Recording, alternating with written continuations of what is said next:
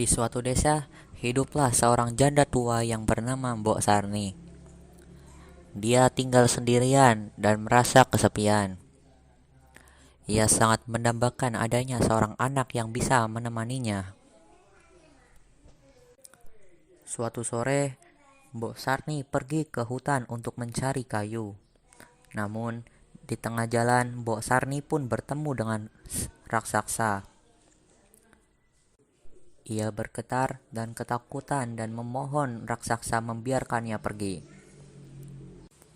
Oh, baiklah, aku akan melepaskanmu kalau kau bisa memberikanku seorang anak untuk disantap. Bergelegar suara raksasa tersebut.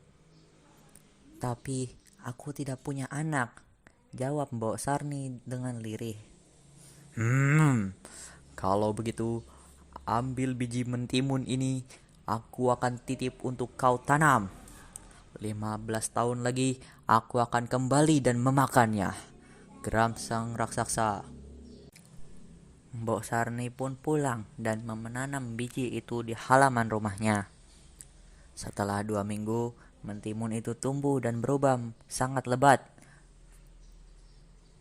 Salah satu mentimun terlihat berukuran cukup besar. Mbok Sarni pun kemudian memetik dan membelahnya.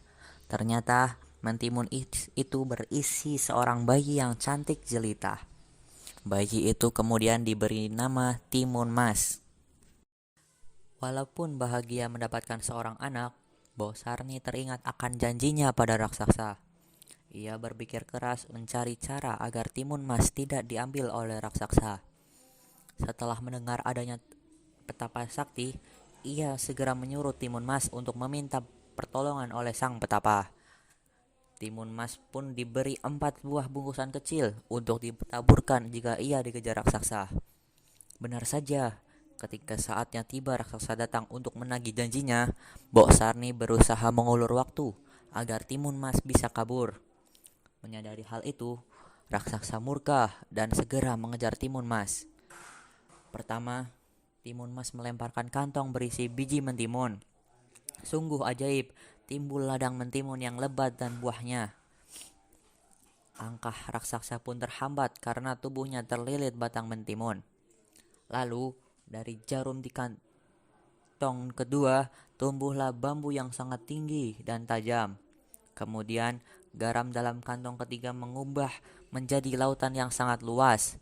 Namun, raksasa tetap saja bisa terbebas dari hambatan dan terus mengejar Timun Mas.